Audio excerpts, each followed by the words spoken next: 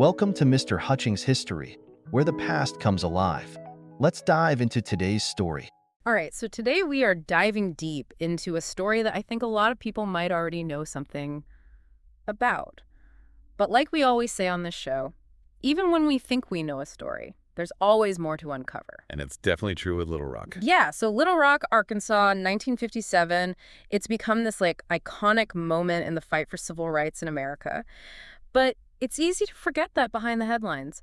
This was about real people, 9 incredibly brave students who literally put their lives on the line just to go to school. Yeah, and it's such a turning point in American history. Yeah. Because you can't tell this story without understanding what came before it. You have Brown v. Board of Education in 1954, this landmark Supreme Court ruling that declares segregation in public schools unconstitutional. Huge, right. Separate but equal gets thrown out the window. Exactly. But here's the thing. Just because the law changes doesn't mean people's hearts and minds change overnight, especially in the Deep South. Yeah. The resistance to integration was fierce. Absolutely. You had states claiming states' rights, saying they had the power to run their schools however they saw fit, even if it meant defying the Supreme Court. And that's where Orval Faubus comes in, the governor of Arkansas. He basically decides to make Little Rock the battleground for this whole fight over segregation.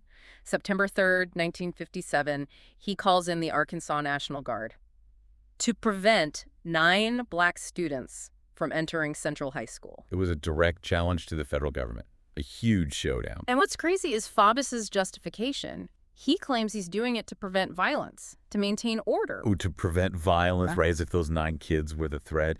It's just unbelievable. It's like he's blaming the victims for the very racism he's perpetuating. Exactly. And it put Eisenhower in an impossible position. Right. Eisenhower, the president at the time, he's got this massive crisis on his hands. Does he back down and watch the whole system of federal authority crumble? Or does he use force to uphold the law and risk inflaming racial tensions even more? Talk about a no-win situation. And his response was historic. He sends in the 101st Airborne Division, the Screaming Eagles, to escort those 9 students to school. Wow, so you have federal troops on American soil, not to fight a war, but to integrate a high school. It was the first time this had happened since Reconstruction. A real turning point. Such a powerful image, though, right? Those 9 students walking into school, surrounded by soldiers. It showed the world how serious the federal government was about enforcing civil rights. But it couldn't have been easy for those kids. No, not at all. Especially when you think about what happened when the cameras went away. Right, because the troops couldn't stay there forever. And that's what we really want to dig into today. The experience of the Little Rock 9. The bravery they showed. And the lasting impact their story had on the fight for civil rights. And we've got some amazing sources to help us unpack all of this. We've got a telegram to Eisenhower from Senator Richard Russell, and a letter from a white family, the Armstrongs, who lived in Little Rock at the time. Reading through these, you really get a sense of just how raw the emotions were back then. Yeah, Senator Russell, he did not hold back. Not at all. In his telegram to Eisenhower, he accuses him of using, and I quote, Hitler-like tactics to enforce integration. Wow. Yeah, that comparison, it's extreme. But it really gives you a sense of how some people saw this. Like it was an invasion. Exactly, like their entire way of life was under attack. And they saw the federal government as the enemy. Which is tragic, because for them, it wasn't about hating black people. It was about preserving their way of life, their community. Yeah, and the Armstrong family letter really highlights that. It's heartbreaking in a way. They talk about their fears, their concerns about what desegregation would mean for their children, for their community. They felt like they were losing control, like their world was being turned upside down. And they're looking to their leaders for reassurance, but instead they're getting more chaos. And this is where I think Eisenhower's response is so fascinating. He wasn't exactly a radical when it came to civil rights. Yeah, he wasn't exactly known for being like a, what do they say, a drum major for justice. Right. But he understood the Constitution, like he took his oath seriously. He wasn't going to let a state just ignore the Supreme Court. Exactly, and he knew if he didn't act, if he let Faubus get away with this, it would undermine the whole system of federal law. So he went on TV, and he gave this really powerful speech, explaining why he felt he had no choice but to send in the troops. And he made it clear that this wasn't about his personal feelings about integration.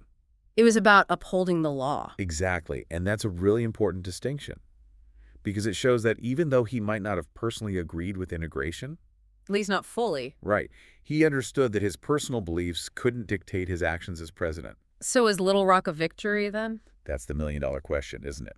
On the one hand, you have those 9 students who bravely walked through those school doors. Changing history forever. Right, but on the other hand, you have to think about what they went through. The abuse they endured. The constant fear. And they were just kids. Exactly. And it's something that a lot of people don't realize. The troops weren't there to protect them all the time. They couldn't be everywhere at once. Right. So once the cameras left, And the national spotlight faded, those 9 students were still there. facing down that hostility Every single day. Historians Tony Fryer and Aaron Kritko-Devlin have talked about how the real legacy of Little Rock is way more complicated than just a simple victory story. It's true, because while it did show that the federal government was serious about enforcing civil rights, Which was huge. it also showed the limits of what legal change could do. Without actually changing people's hearts and minds. The Little Rock Nine became these symbols of courage. But they also became targets. Yeah, and I think it's easy to forget that they were just teenagers. Thrust into this impossible situation. And they paid a heavy price for their bravery.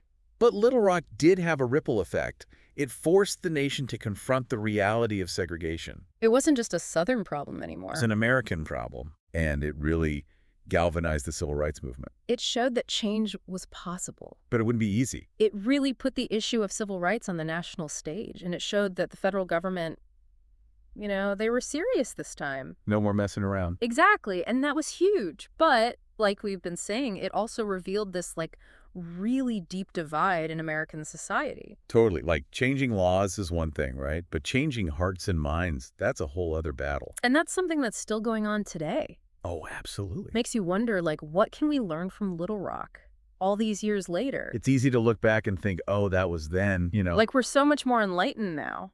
Exactly. But the thing is, progress isn't always linear.